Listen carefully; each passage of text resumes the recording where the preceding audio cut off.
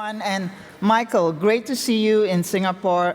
Where am I? I'm in Barcelona. Now, okay, great to see you in Barcelona. Even better in Barcelona, right? After Singapore, I'm so confused now, right? So Michael, we are going to go off script totally now. We're going to talk about the stuff that matters, right? So the name of the game these days is agility, right? So let's talk about the breaking news in Asia right now, which is the closure of Jetstar Asia, which is the Qantas low-cost subsidiary that operates within Asia. After 13 years, closing down, 500 employees laid off, citing 20% rise in supplier costs, and they lost $35 million. Do you think that's a harbinger of things to come for the low-cost sector? I don't. I think it confirms two things. First of all, if you're going to start a low-fares airline, the last place you start is a high-fares airline.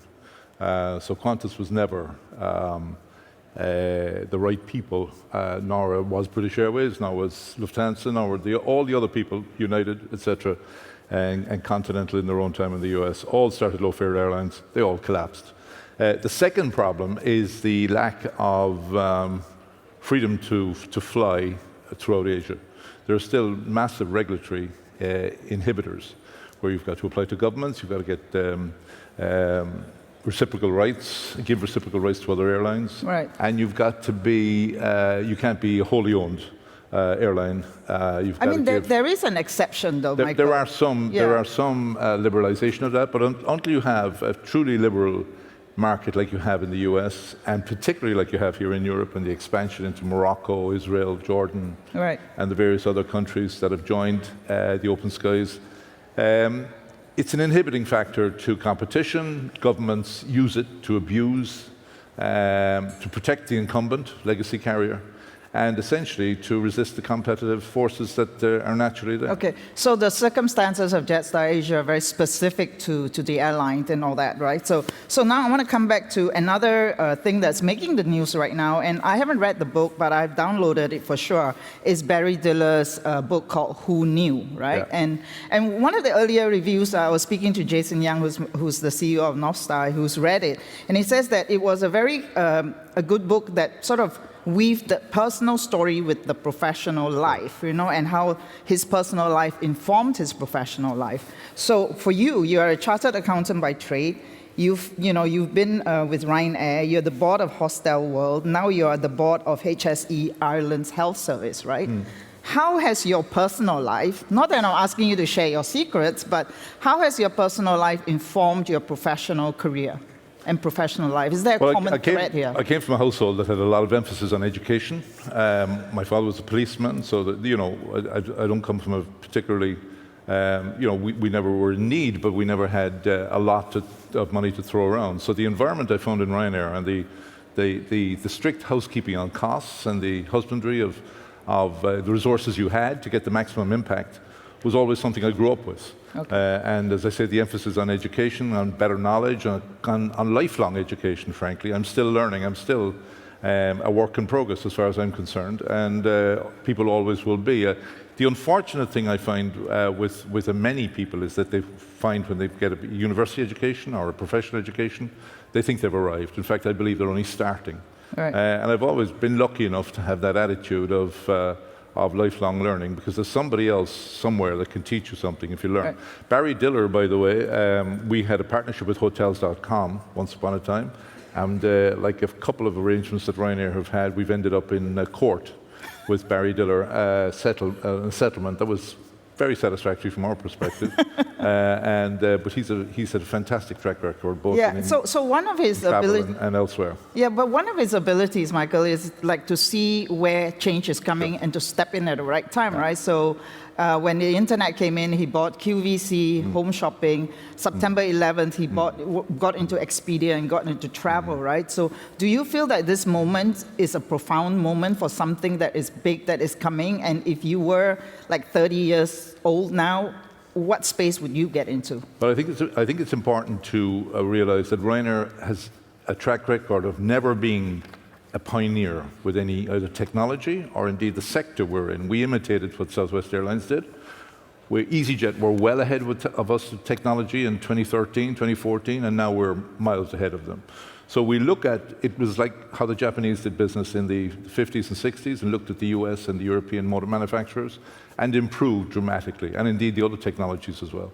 They improved on what was done. So I would have thought Ryanair's ability is not to initiate, but rather to execute brilliantly on what others maybe have started and not executed as well. I think there's an underemphasis on management and on execution in businesses generally. People think there's a bright idea out there that's going to make them rich or transform a sector. I don't believe in that. I believe, sure, bright ideas are important, but it's the subsequent execution and the persistence of that and the absolute commitment to not perfection, but to getting better every day is something that is the hallmark of what Ryanair has done. Absolutely. And I would be very much of that ilk so myself. Imitate and execute brilliantly. And I think so, I mean, Ryanair, and definitely for you, is like, it's always this sort of relentless focus on cost, right? Cost. There's something that you grew up with. Sure. And you could say that AI must be like a dream come true for you, right? Because I think it was Professor Scott Galloway. He said that AI is to corporations what Ozempic is to the obese, right? And so AI must be helping you. You must be having wonderful dreams right now about taking costs out of corporations. Sure. I always dream about that, whether it's through AI or not. Look, as I said in my earlier answer, we're not going to be a pioneer with the use of AI. We see huge potential for it, and obviously in areas like customer service and customer communication, we are already using it there to great effect. And we've great difficulties with punctuality, for example, around Europe, mainly because of the lack of air traffic controllers. We found in the last 12, and there's a direct correlation between our customer service statistics that we monitor and punctuality. And in fact, in the last 12 months, we began to communicate much more aggressively with customers in advance. The minute we knew there was a delay imminent, we communicated. And that has almost wiped out the complete impact of the poor punctuality, simply because customers need to know. If they know and can deal with it, they can make other arrangements. You know, whether they have kids or whatever, they're sitting at an airport, we communicate very strongly, and it has protected our customer service status, if you like, with them. On the other issue with AI, obviously, it's going to highlight for us, it's going to identify pockets of where costs exceed benefits, where costs don't deliver any benefits, and it will debunk many of the conventional wisdoms in our industry, in the airline industry, and I think in travel generally. There's all these conventional wisdoms. The customer has to have this. This is going to pay us back tenfold. Nobody ever, few people run an analysis subsequently to see whether it did or not. And I think AI will help us to debunk those conventional wisdoms and hopefully make us all more efficient and more profitable, better for the customer. And the great thing about travel, and low-fare air travel in particular, but then all the rest of travel that sits on the back of that, like accommodation and car rental and experiences, is that the demand elasticity is still there. It's very, very strong. So if you can reduce the cost for people, they will travel more. They will experience more. So if AI does that for us, it's a phenomenal boom to the business in terms of generating demand. So I interviewed Eddie Wilson recently, and he shared this formula of tech investment at Ryanair, where he said basically they spend 20% on infrastructure and cybersecurity, 40% on dynamic pricing for flights and ancillaries, and then 40% on business transformation, which is like the automated checks and check-ins, right? How much cost being a chartered accountant, give me a number as to what cost could be squeezed out of Ryanair's structure or any airline if they really deployed AI and all the other fancy tech tools. Give me a number. I mean, if I gave you a number, it would be wrong. So, like, it's just, we're constantly aware in Ryanair that our competitive advantage is uniquely based, exclusively based on our ability to deliver lower fares. The reality for most of our routes is that people have a choice, and we have to be cheaper in order to gain those customers. Right. So, in order to do that sustainably, profitably, we have to have a lower cost. I really can't give you a number on that, but we will maximize it over time. Not immediately, but over time. We're in this business for a long, long time. We intend to be in it for a long, long time to come. Okay. And the benefits will emerge progressively, remember? I mean, this is a constant learning process. AI is a little bit like the human being I described earlier on. It's a work in progress. It will, in my view, it will always be a work in progress. If we're building a machine that's analogous to the human condition, well, then it's going to constantly evolve, isn't it? Okay. So let's talk about a work in progress as well, which is distribution. And Ryanair's love-hate affair with intermediaries like OTAs in this room. Now, well, you used to hate them, but now you love them. We hated their behavior. And so now you're still in the honeymoon phase, right? Because you've just sort of signed a lot of partnerships. How long will this honeymoon period last, and what will it take for the honeymoon to end, do you think? I think we never hated OTAs. We don't hate anybody. We just hated their behavior, right? It's important to distinguish. And, at the extreme, you have people like eDreams who illegally and unlawfully advertise fares lower than Ryanair's fare and then put on a handling charge. And they're the one, they and Booking, for whom it is inconsequential. But for eDreams, it's core to their business. They're the one OTA that has not signed a license agreement with Ryanair. So they're still behaving illegally, and we're still chasing them in every court in Europe that we can find. So, however, all the other OTAs that we previously did business with are now signed up with a license agreement in which presumably they are very happy with. It's a solid business platform upon which they can talk to investors, upon which they can base their entire investment in the future. And our relationship with them is for the long term, because the key issue for us is the customers are ours. We found out during COVID, we returned billions of euros to customers, and in the case of the OTAs, we never, these are fares that people had paid for in advance. In the case of the OTAs, we found many of them never reached the ultimate customer. So we weren't going to tolerate that. In addition, you have schedule changes, you have other communications you need to make between the booking and the flight. And we had an email address which went to an OTA, not to the direct customer. So our customer service was terrible to these people. Right. So we were not going to tolerate that any longer, so we reversed that process, and now the likes of Love Holidays, On the Beach, all these people, Expedia, have relationships with us that are perfectly legitimate, and we see as long as they keep to the rules, from our side, there's absolutely no reason for that not to be, as long as this business exists. All right, so in our session title, there is politics involved here. So at the beginning of the session, there was a poll in the audience, to ask what was the main concern among the audience here. And I think almost 50% said political uncertainty. And basically, Eddie said that everything with EU in front of it is a shite show or whatever. I think it was an Irish term that I didn't understand. So how concerned are you about the Europe regulation, and how it will stifle aviation and travel? I think there's two issues there. First of all, the general political environment, which is mainly obviously determined by the US government at the moment, uncertainty, is problematic for those who are involved in long-haul travel, and particularly promoting travel into the US. I think that's a major inhibiting factor at the moment. There's considerable concern among travellers.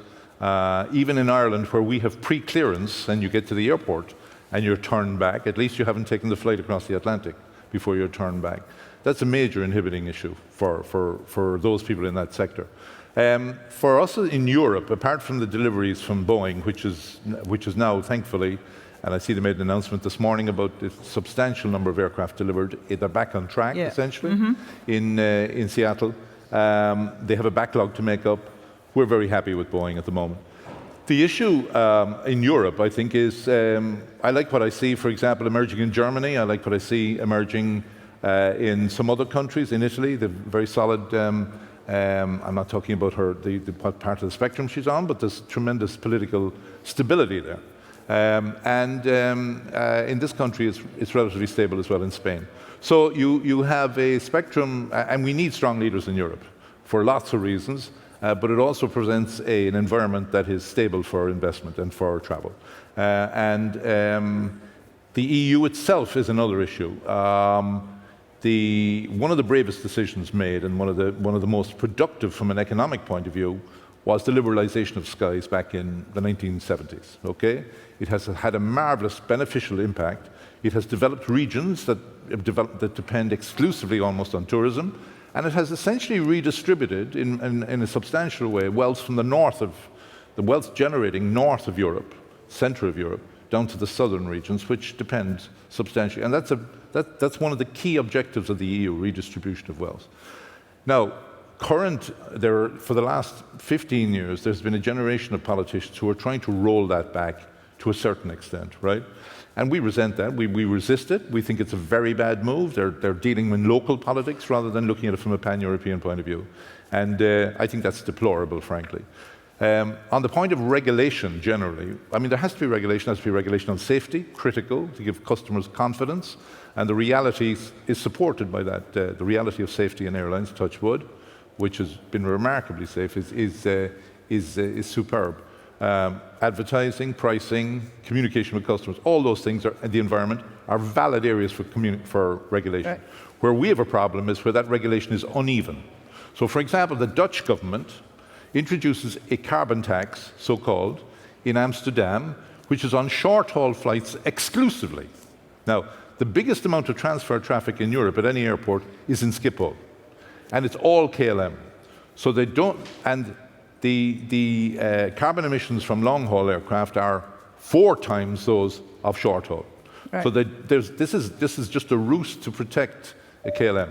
Not alone do they exempt long-haul, they exempt the short-haul. We're running out of time. The short-haul transfer traffic from KLM to those flights. So it's a clear discrimination. So when you have that uneven, and you have a couple of examples of that around Europe, the Portuguese government have done it, the Greeks have tried it from time to time. If we have a uniform regulatory regime around Europe, people can cope with it. But those are things that you cannot control, right, as a business, I think we can, I think we highlight them. And so it's very important we do. How do businesses because they're anti-consumer, that's how and the consumers ultimately, in my view, will win, but it may take some time, you know? Right, okay, so let's talk about, okay, we're going to go to rapid fire. I think we moved from aviation. No, you were in hospitality with Hostelworld, right? So this next generation, how do you think it will change travel?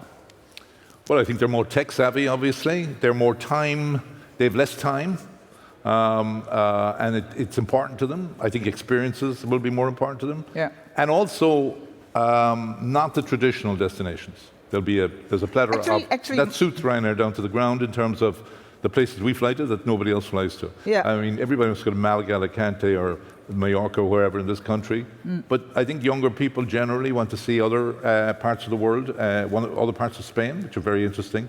For example, same in Italy, same in Greece. Okay, so I actually want to call out what you said in your capacity as board member of HSE, and you actually call up travel and expense, which was a 91.3 million euro annual bill, and you said that needed to be drastically reduced, that was a waste. Yeah, I mean, there's a context for that. This is the health service in Ireland. The need for that level of travel is not the case. Some individuals here were spending 50,000 euro a year on travel. You know, it's just absurd. And it's a state-run organisation, which is not tightly managed from a cost perspective, and that's what I'd like to bring to it. It's one of the areas, by the way, where it's symptomatic. It's not travel per se. Travel is obviously one of the items I highlighted, but it's symptomatic of lack of control of costs generally. And what's happening is there's a diversion away from the frontline patients. Right. Ireland has the 3rd highest spend per capita on health in Europe, and one of the worst deliveries, because it's mainly stuck in a bureaucratic bind in the middle, where there's money being wasted and it should be on the front line. Well, it's good to see you bring that experience into a very important sector. Whether I'm successful or not is yet to be proven, but anyway, we'll try. Okay, so I need one word answer from you for the rest is, what's one airline trend that you think is totally overhyped? In-flight sales. Okay. What's your leadership superpower? No, what's your leadership weakness? What do you think is your weakness? I prefer the superpower one. I give clarity to people and lead from the front, you know? Okay. What's one tech startup you'd invest in right now? Well, I did invest in, and I would continue to invest in, a peer-to-peer microfinance lender. It happens to be in Ireland, but it could be anywhere. Microfinance customers have a very high credit rating. They're not given credit for that. It supports SMEs. And it gives people who are peer-to-peer lending, you know, you lend directly into with the credit analysis done by the company, the ability to support people in their local economy. I think it's a wonderful idea. It's been used widely throughout Asia, and I think we need to adopt it in Europe. Fantastic. Please join me in thanking Michael. Thank you. Thank you.